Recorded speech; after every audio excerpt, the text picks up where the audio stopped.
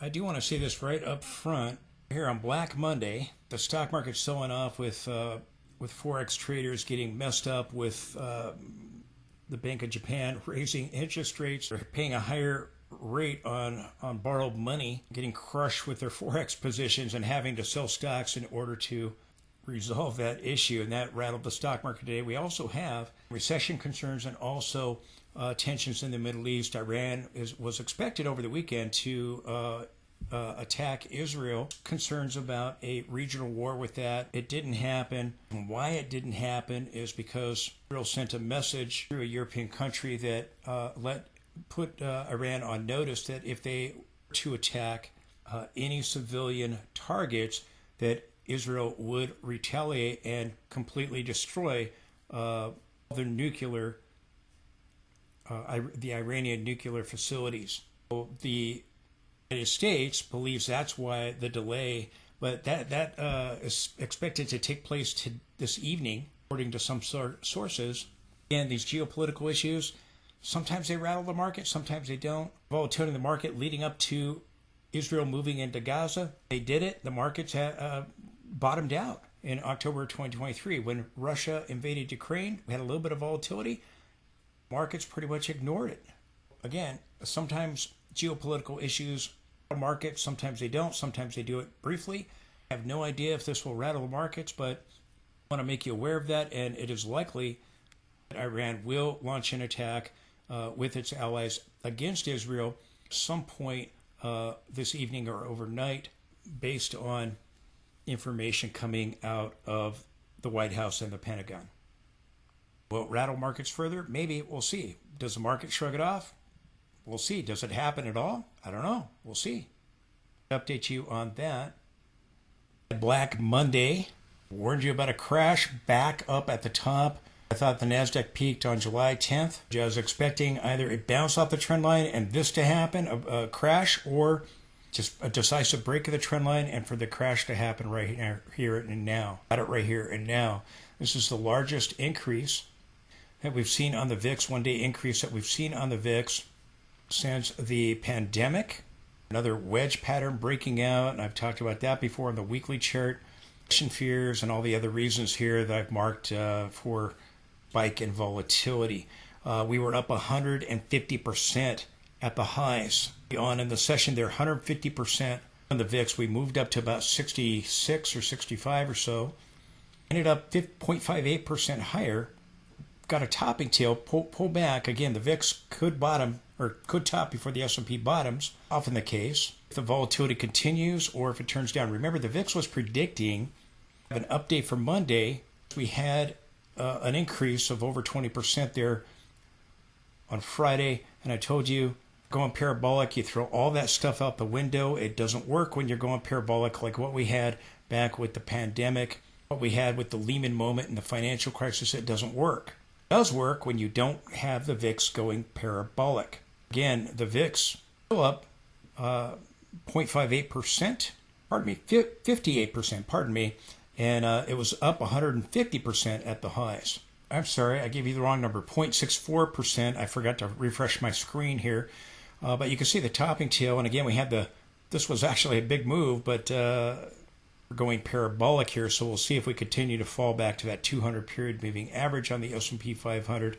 Friday we were as high as 0.59 or 59% higher, gave much of that back, and then here we are 150% higher, and then now we're 0.64 or 64% higher, pardon me. Warned you that, again, volatility was on the rise. We got above the 50 period. We broke the trend line. When you get above the 50 period, the green line there, bad things happen on the S&P 500. We had the tightening of the Bollinger Bands. Warned you about all of these things.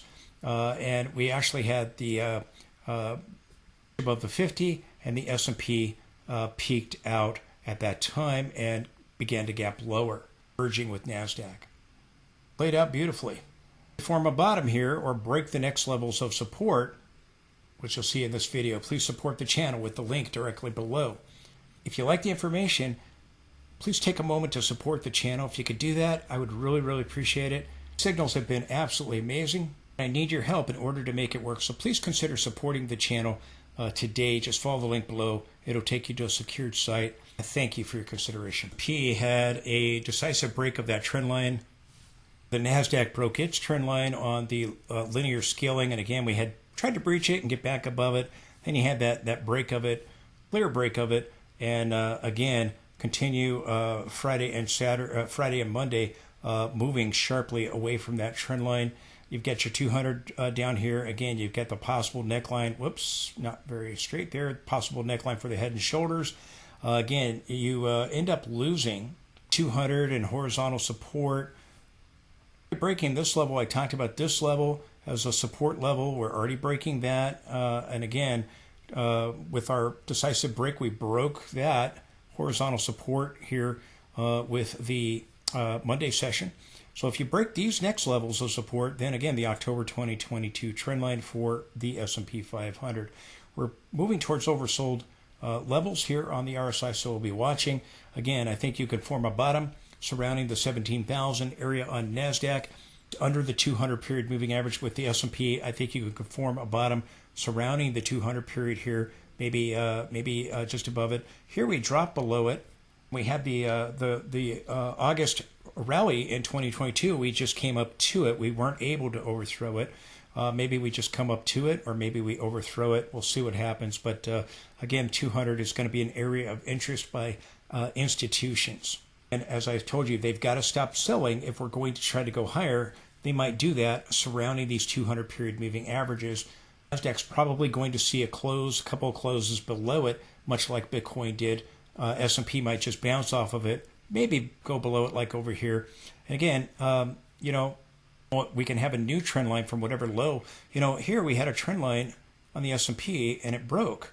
Okay, trend lines change, and that's what I'm saying. We could form a new trend line. Say we bounce off the 200 right there, and we can move back and get back above the broken trend line and still even go back and fill the gap. That's possible. Bitcoin broke the trend line and moved back above it and formed a new trend line, which it just broke there. The sell-off that we just had, it was the last hope for the bulls, as my Bitcoin video. S&P and NASDAQ could follow Bitcoin back up. Very, very possible.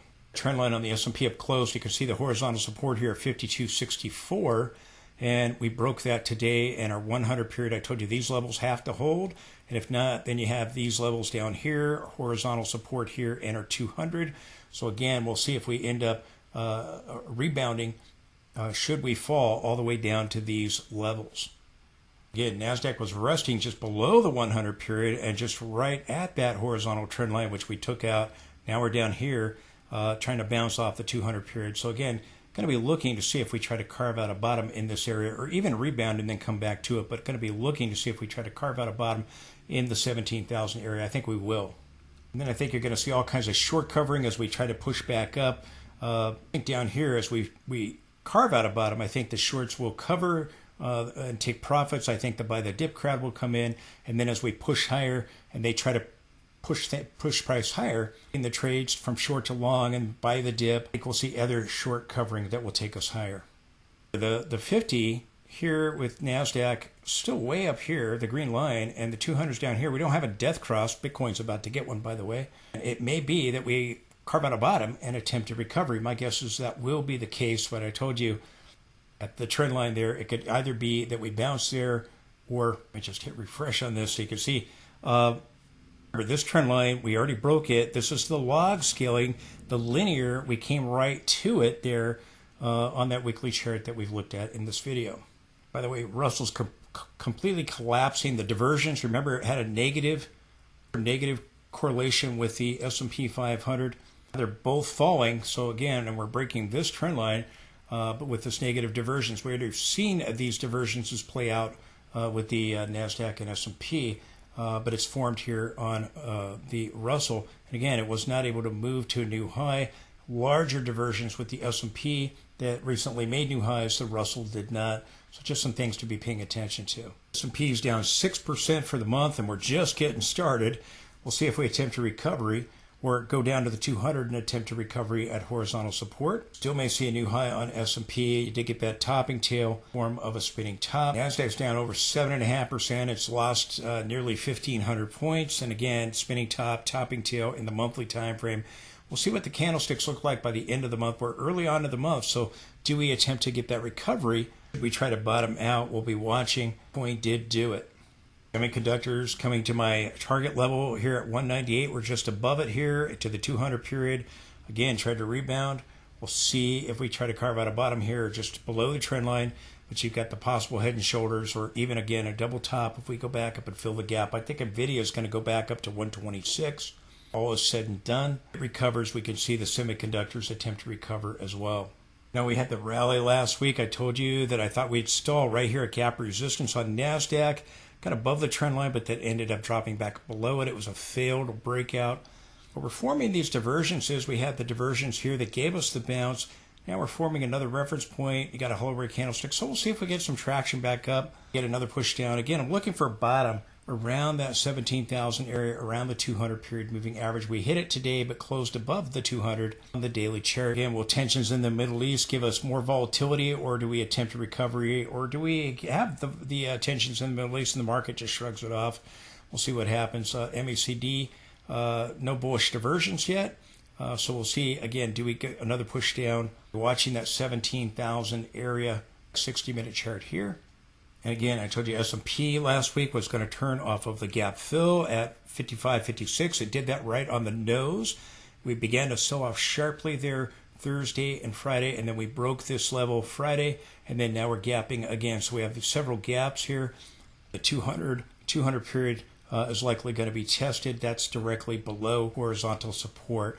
There is divergence on the MACD and no divergence on the RSI here.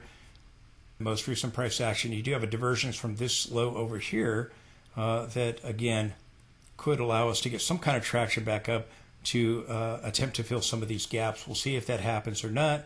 Again, the open, we were in a free fall, and we had these hollow red candlesticks, and we attempted a recovery. Move may not be done to the downside just yet, so keep your eye on that 200 in the daily time frame. Again, NASDAQ was down 3%. It was down 6% at the lows of the session, and it recovered. But we're probably going to try to carve out a bottom around this 17,000 area. About 3.5 weeks ago, almost 4, I told you we were moving up to slam into these trend lines.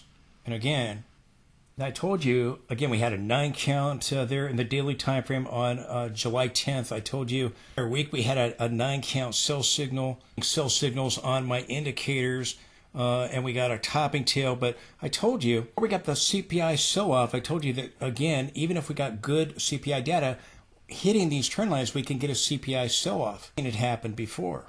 We did, and we dropped 500 points the next day on the NASDAQ. And I told you at that time that I thought the NASDAQ peaked on July 10th. I, again, had the guts to tell you exactly what I thought. I told you we'd rebound back up to the 78.6 Fibonacci. We rebounded back up, hit it right on the nose. I thought we'd see these divergences in the weekly time frame begin to play out and a reversal off this trend line. It played out like clockwork. Prior to that, I was telling you we were going up to these trend lines, and maybe overthrowing these trend lines. Here on the linear, I talked about it on the log scalings.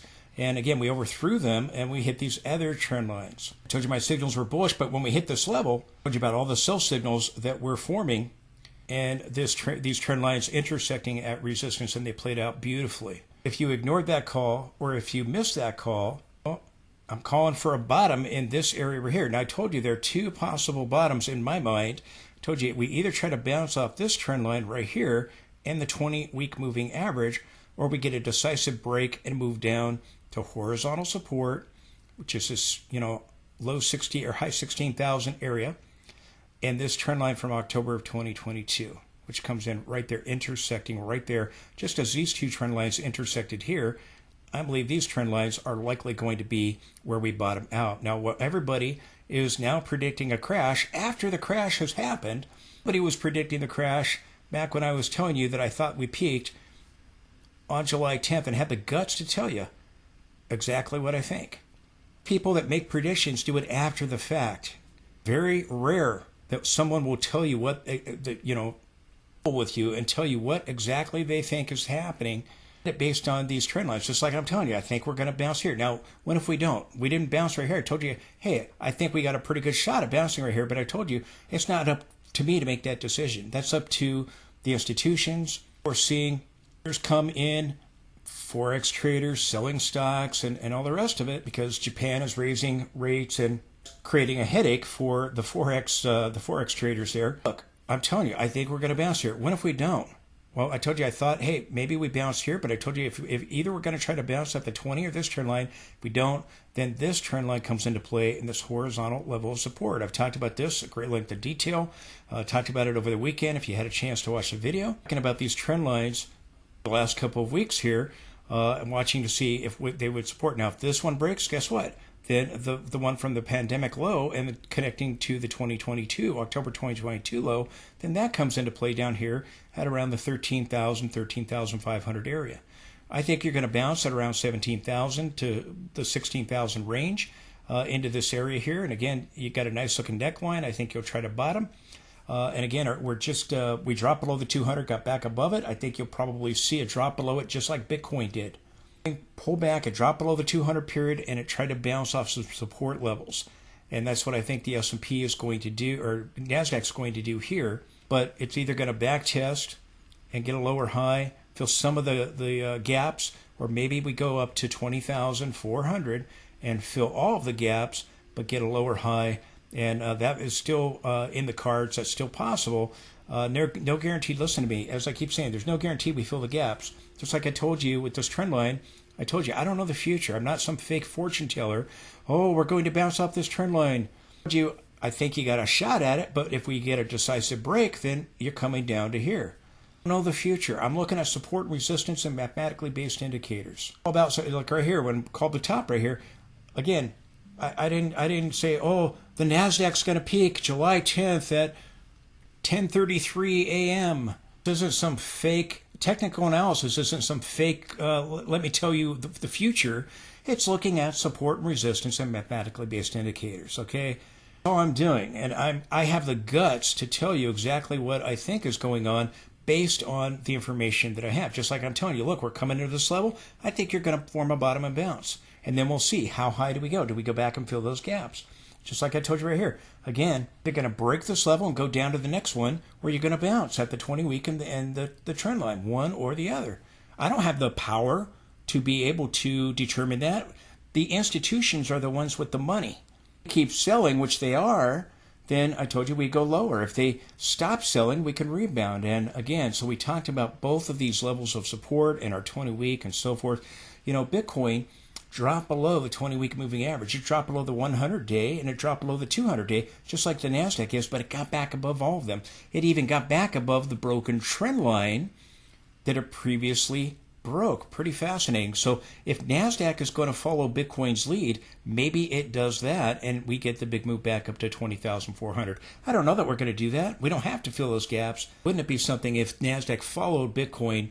Now Bitcoin's selling off now, and so is the market. When it rebounded back up to test the highs. It got a lower high, and it came very close to those highs. It hit 70,000. I predicted it would hit 70,000. It did. Peak was in March at 73,800, and the lower high there was at that 72,000 area. So again, big rally back up. We'll see if NASDAQ does the same thing. I think it will. But you lose this level, let me just say, then your worst case scenario is coming down into this level. But here, this low right here, 16,974, the horizontal level from our 2021 top, 16,764. So you've got some good support in the high 16,000 area, and then this trend line coming in right around the low 17,000. We'll see if these levels can hold as support. Again, you rebound back up, you can get an exaggerated topping process that looks something like this. Here we bounced off the 20-week. I mentioned that previously. Here we dropped below it, but so did Bitcoin. It ended up getting back above it, but then the bottom fell out of Bitcoin over the last week and 1 day. Bitcoin has completely collapsed, losing more than a quarter of its value. Could see the same thing if we get the rally back up with NASDAQ. And I don't mean to bore you with Bitcoin. If that's not your thing, that's fine. Bitcoin's giving me information that I'm trying to share with you that, hey, you can see a bottom right here at the 16, 17,000 area, and you can try to rally back up and maybe even get back above the trend line. Trend lines change all the time. If you get bounce off of them and reverse off of them, times they change. We saw that here. We saw the trend line right here. It was slightly breached at the October low, and the trend line, the angle of ascent, changed. We'll see what happens. Trend line change. Will NASDAQ's? Maybe. You got a good shot at bouncing off this October 2022 trend line right here in horizontal support. Signals nailed it. Probably going to be correct in calling a bottom in this area. The high 16 to low 17,000 area, and then I think we're going back up to 20,400. And again, I'm telling you what I think. There's no requirement we do that. There's no requirement we fill those gaps. But because Bitcoin got the big rally back up, it trades around the clock. So they're really, it's kind of rare to get a gap. Sometimes you do it when it change over the day. There aren't a whole lot of gaps with Bitcoin. With the Bitcoin futures contract, that those are watched. It doesn't change, trade around the clock. But I think that NASDAQ's going to follow Bitcoin back up. And just my thought. But again, I could be wrong about that. You lose this level, then look out below. As I said over here with this trend line, I said if you lose this level, look out below. If you bounce off of it, then you can go back and fill the gaps immediately. I was watching for a break or bounce. We got the break. Had a shot at a bounce there, but there was no guarantee that we did that. And if we did lose it, these levels would come into play. So we talked about this at great length and detail, but wanted to review that. I think that we are very close to bottoming out here. We get a hollow red candlestick today. We could still move to new lows. Even if we don't see the markets rattled by tensions in the Middle East, there could still be something else with earnings or recession fears. The weekly chart, I showed you the linear scaling. This is the log scaling. The trend lines are a little bit different. I look at both linear and log. Some people just only look at one. I look at both. Good information from both. Now here, we have the black trend line from the October 2023 low here with the log scaling, and we slightly breached that there, coming down late last week. But we came down to the red trend line, which is the January 2023 low with our log scaling, okay?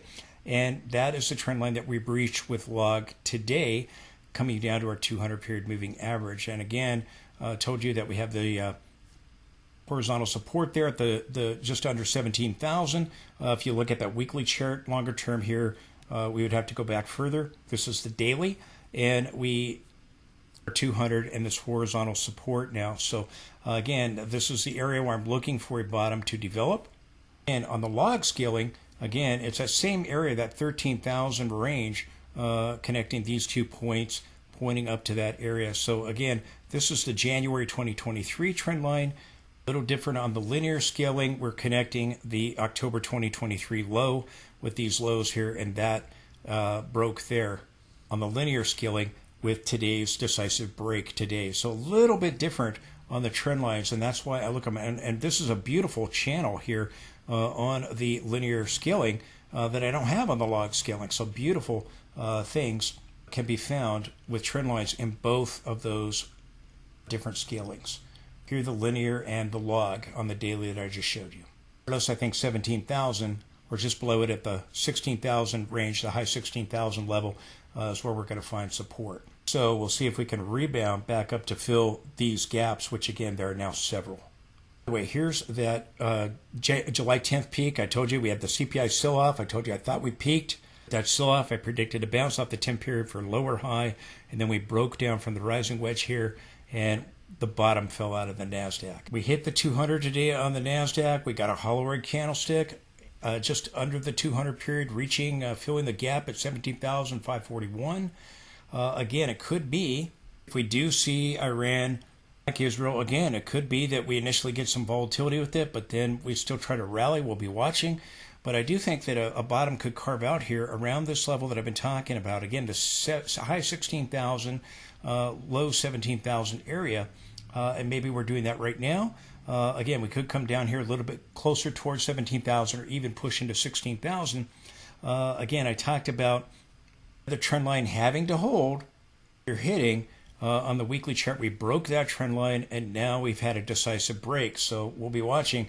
Do we try to carve out a bottom down here surrounding our 200? Again, you've got a possible head and shoulders, but again, it could be either lopsided or maybe the pattern just doesn't really play out. If we get a big rally back up to fill the gap here, I think we could do that at 20,400. You've got gaps galore. Now you have gaps galore. You got the gap today here at the mid 18,000 area. You've got the gap right here at just under 18,900. You've got the gap up here at the 19,750 area, and you got the gap at 20,400. So you got a boatload of gaps now. My guesses are probably going to attempt to get filled, but we'll probably bottom out here and then attempt to do that. So I think that probably in a massive topping process. If we get above this level, then you're either going to get a lopsided head and shoulders, or again, maybe pattern is so unbalanced between the left shoulder and the right shoulder, if you get a massive move back up to fill these gaps, which I think a very strong possibility that is going to be the case. We are getting very oversold here. So again, we'll see if we attempt a recovery. Again, geopolitical issues, maybe it rattles the market, maybe it doesn't, who knows. But again, while everybody's now predicting a crash after the crash has already happened, I'm going to be looking for a bottom at this area. Now, if we break this level, I hope you, what I'm saying, if we break the 17,000, high 16,000 area, then we can go down even further. Trend line below that, there are those three important trend lines that I'm watching. But these gaps are being created. We've come back and filled some of the gaps over here now, and this one today at 17,541. I think a bottom is going to form. I think a bottom is going to carve out. It may take a little time. We're going to form a bottom here, and we could go lower. We'll see, but I do think it's going to happen. Everybody that told us this wasn't going to happen and that there's no possible way it could because of AI, this time it's different, yada, yada, yada. Stuff that they said back with the bursting of the tech bubble with the dot-com stocks. Same exact stuff. The semiconductors are down 25%. The semiconductor ETF just in the last 3.5 weeks. Lost a quarter of their value. Well, that couldn't happen. It wasn't possible, but yet it did. As people get so complacent, they lose touch with reality and they start, drinking the Kool-Aid. I remember a good majority of people have never seen a bear market. A lot of them weren't around for the last bear market, and I'm not talking about the pandemic crash, which was 3.5 weeks. I'm talking about in 2007, 8, and 9. A lot of them don't think it's possible, and all the Fed's is going to keep saving us and all the rest of it. In a topping process, so we'll see what happens here. And I don't know that we go fill these gaps. There's no requirement that we do, but I think you got a pretty good shot that we will once we form a bottom here, which I think is now under construction because we broke my support level at the trend line. And I might have mentioned the semiconductors in this video, a quarter of their value. I should have said nearly 30% of their value, 29.25%, and that's where I got the quarter. I'm not sure if I said that or was thinking about telling you. I can't remember. Look at so many charts, man. Conductors getting, coming down here towards this level here. This is the SHETF, the semiconductors. And again, I think you're going to form a bottom in this area or just beyond this area. I think you're going to form a bottom here.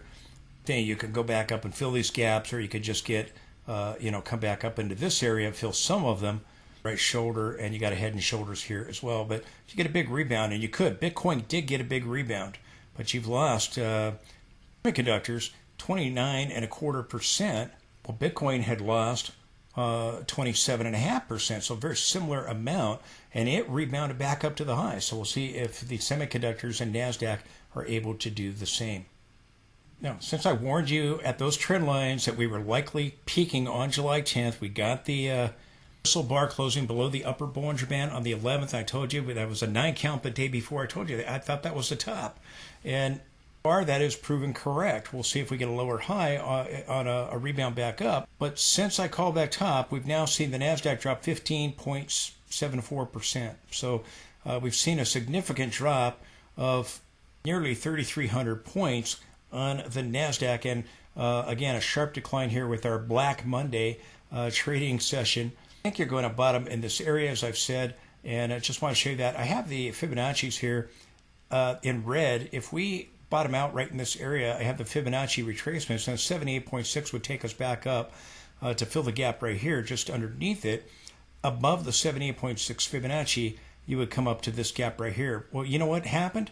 When Bitcoin bottomed out under the 200, it got some closes under the 200. We didn't close there, we bounced, and we closed it above it still. Bitcoin got some closes under it, bottomed out, had the massive rebound, and it just overshot the 78.6 Fibonacci. Now, again, I don't know that that's where we bottomed, but I'm just drawing it from that horizontal support level. But I'm just saying the NASDAQ could do what Bitcoin did and still come up here and get a lower high, fill the gap, and just overthrow the 78.6 Fibonacci, tap it, and then guess what happened? Did you see what happened this week, today with Bitcoin? Dropped nearly 15%. And then last week, it was down, 13, 14, 15%, something like that last week. I told you we were going to go on Bitcoin up to 70,000 and reverse, and the bottom fell out of Bitcoin the last 2 weeks. You can see the same thing with that, with the NASDAQ, and it can form a little miniature double top. If that's the case, if we don't get a balanced head and shoulders, you can form a little miniature double top, which is what Bitcoin does, which would be the little McDonald's pattern where you get a lower high or sometimes you get a higher high. It can play out either way. So I think that that's a good possibility for NASDAQ. I wanted to show you where those Fibonacci's come in, and wanted to show you again, since I called that top, we're now down 15.74, but I believe that a bottom is going to carve out here. So let me be clear about that. I think there's going to be profit taking from short positions. I think the buy the dip crowd's going to come back in. I think we'll end up getting a massive rally back up, just like what we did see with Bitcoin after it had massive drop. And again, we're following Bitcoin, which is the asset with the most volatility. When Bitcoin went up to that level, it reversed hard. So NASDAQ's probably going to do the same thing. It's probably going to collapse as we go back up and fill the gap. Should we do that? No guarantee, but should we do that at 20,400? My guess is we're going to, but I told you again, either we bounce off that trend line, we come down here, or we bounce off the trend line and we do it immediately. We broke the trend line decisively, so now we're going to be looking for a bottom at this trend line of support at the 17,000 area, which I'm featuring in this video. Support and resistance. I kept saying there's no guarantee we bounce off that trend line and fill those gaps. We can break it and come down to this level, and again, talked about and catch up and copying what Bitcoin did, and that is this big sell-off from the peak and going down to the 200 period. NASDAQ is doing that exactly. Just real fast while I'm here, again, we got a 9.9 signal right here. We had a 9 right here, but it was not perfected, a 9.9 there, and it gave us this sell-off, a pullback, a trend extension, and we got a 9. That gave us a pullback, and we got a 9.9. This is a reversal pattern, and it formed the very day of the top on July 10th. I tried to warn you about it. So much complacency. People are now dropping their jaws in disbelief when I told you these signals were setting up and we were slamming into resistance, and I named boatloads of signals there. Prior to that, I told you we were rallying into those trend lines. Signals remain bullish. Patience is a virtue, and the signals played out beautifully. But I warned you and told you that I thought we topped right there on July 11th. The day after the peak, I told you I thought that was the top. And then on the 12th, I told you we were going to get a big sell-off the next week on Friday the 12th. We ended the week with a topping tail and a doji candlestick in the weekly time frame.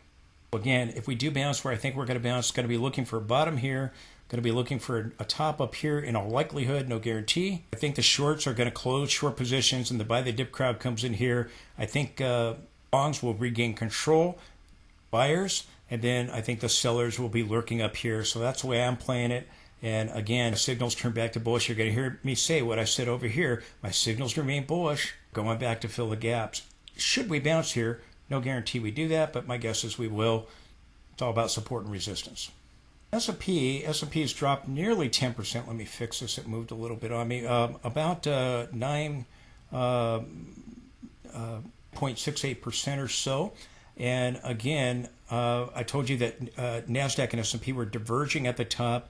S&P, NASDAQ had already peaked. I told you when we were getting the lower high on NASDAQ, S&P would likely move to a higher high. It did. And I told you that, again, it was diverging and that was likely a peak. It peaked a few days after the NASDAQ gapped lower. All my signals turned back to bearish.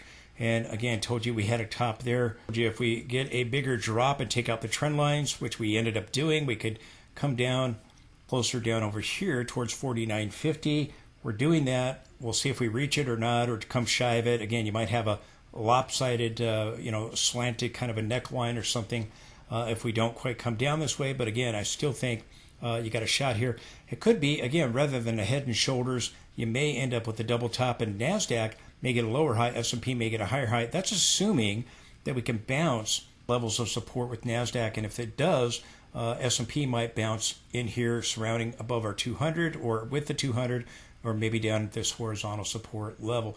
Got a gap fill down in here, and again, we see NASDAQ push below the 200, S&P just pushes to it.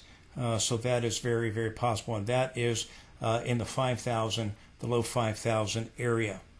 Just some things to pay attention to. No guarantee the head and shoulder sets up, but I still think because the gap was at the top, I still think there's a possibility if my signals begin to turn back to bullish that we go back and we make a new high. I don't think NASDAQ is going to, but I think S&P still could if we try to find a bottom here. And rather than a head and shoulders, maybe you try to set up a double top, which is what we had form at the 2022 high, and a larger divergence. We had a smaller divergence here between NASDAQ and S&P. Could see a larger one set up here on the daily and the weekly chart. Just food for thought.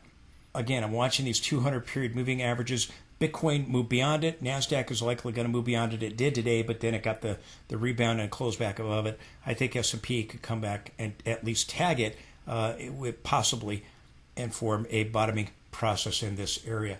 We had a shot at it. NASDAQ could bounce off that trend line. NASDAQ decisively broke its trend line. S&P had already done that. And again, now we're moving into this free fall, getting these gaps. Again, an ugly gap there. Friday, another ugly gap down here on Monday. Back Monday.